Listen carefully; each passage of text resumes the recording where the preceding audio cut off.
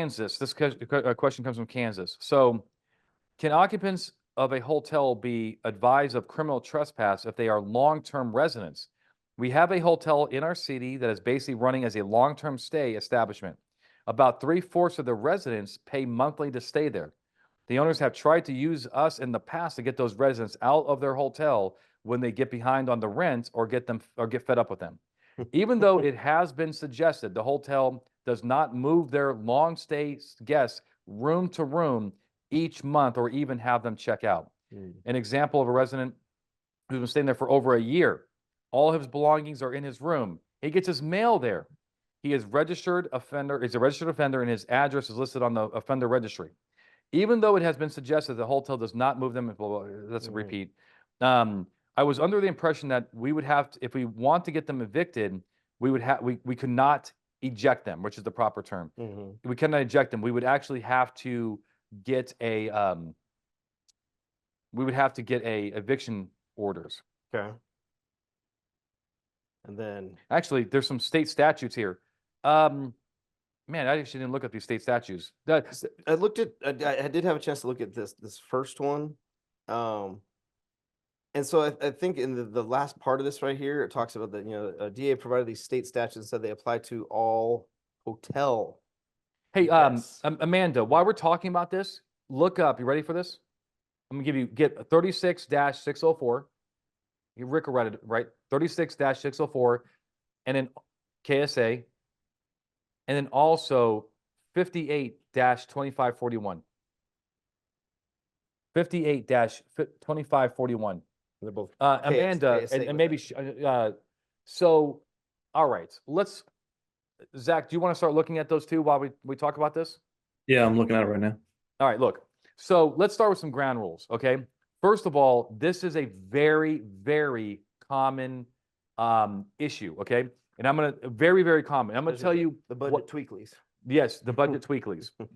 So I'm gonna tell you what our position here is at Blue to Gold and what we teach our students. We teach our students that when a hotel, motel, or even the Holiday Inn, I'm sorry, it's such a dad joke. You can't help. I mean, I can't help myself. It's such so when they have allowed a person to stay indefinitely, right? It's not like, hey, it's not like Cousin Eddie. You're just here for 2 weeks, right? For the holidays.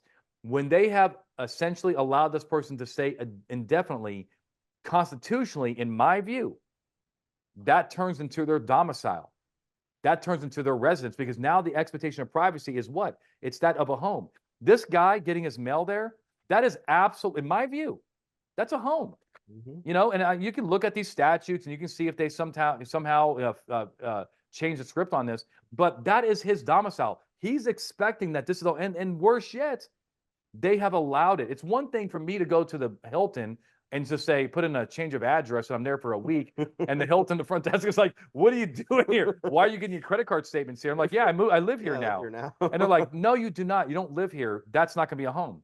But this, to me, constitutionally, under the Fourth Amendment, is a domicile, and I don't think you can be ripped out of your home. Now, again, I'm not saying I'm 100% right. I'm just saying what's best practice. I think this is also going to offend a lot of judges who are trying to, for public policy reasons, so, you know, look, so judges make some decisions based on public policy, right? We do not want to make people homeless overnight because of, just because they have a tiff with the manager. Many states, Illinois, California, Nevada, Ohio, have 30-day rules. That's that rotational part they're talking well, about. Can I tell you something? A little bit in there. Okay, but I don't think that actually works. Really? I don't think it works in most places. And here's why. And Zach can tell me if he thinks differently. But these statutes about these statutes are all about the indefinite stay. Like, if you allow this person to stay over 30 days, the law is going to presume that legally they are a tenant, not a guest. Okay. When the hotel tries to do the whole the switch and like the musical chairs things, at the end of the day, do they really know that he does not want to move?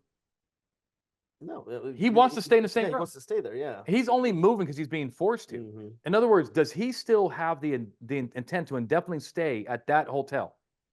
then why is he not complying with the statute? The intent of the statute is not to create homelessness when people have stayed at a location for more than 30 days. And you know, you can play this whole musical chairs things, but at the end of the day, I don't think it's in line with the statute. He's on that property. He does not want to leave that room, and he's still being there. I think he's probably getting his mail there. I think that is his home. And if they don't like it, they should kick him out after 30 days and tell him to go somewhere else. Under an eviction notice Through the court. No, within 30 days. Within 30 days. Yeah, it's okay. If they don't want to turn him into a tenant and they let him stay over 30 days, even though they tell him to check out, check back, that's all games, man. It's all games. It's all just, you know, what do you call it? 3-card, what is that? Right, the shell game? Monty. Yeah, 3-card Monty. It's all game. It's all illusion. The guy still lives there, in my view. Right. Zach, and then Amanda, did you find anything? But yeah, you look at this though, you know, he got behind on his rent, so they wanted him criminally trespassed.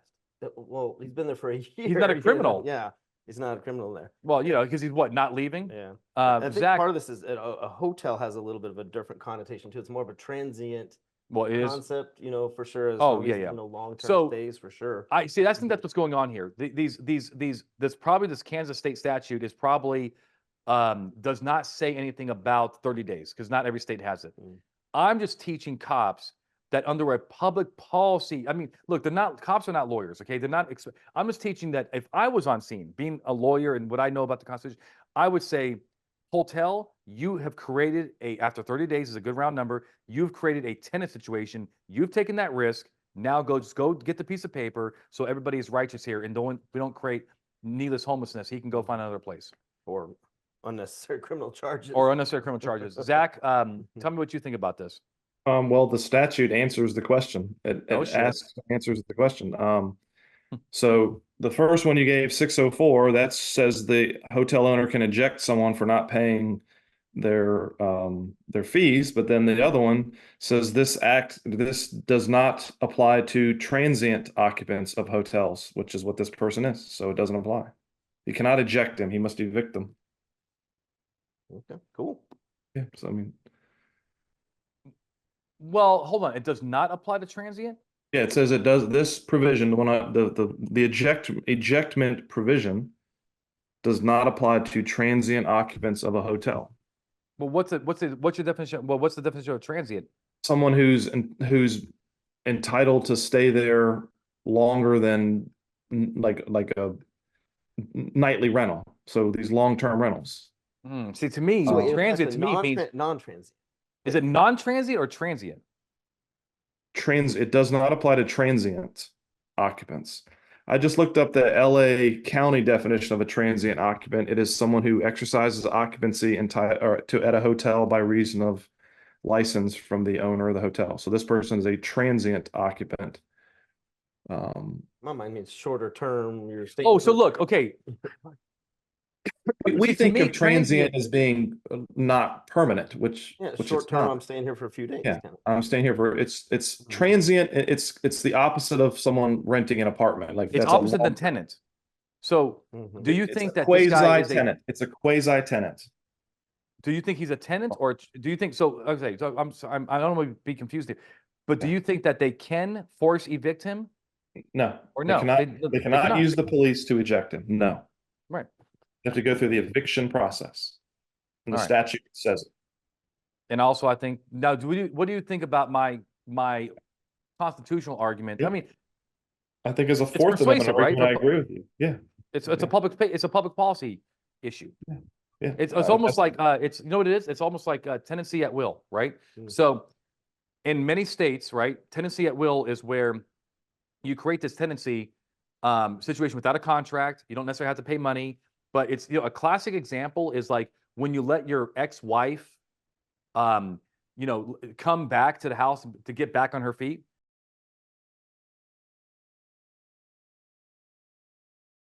Like, yeah, come back in. And then after like a month or so, they fight again. They have an argument. And now he wants the wife to leave. That is likely a tenancy at will. And now you have to comply with the eviction statutes of your state. Even 5 without, day, even without written contract. even without a written it's an contract. agreement that's been set It's an forth. agreement. Yeah. It's Yeah. and why do the courts do that? They don't want to entice homelessness. Like now the ex-wife is now a homeless person. Where am I going to go, right? Yeah, and so we don't have a homeless problem in this nation, but we could have if the wife does not have a place to stay.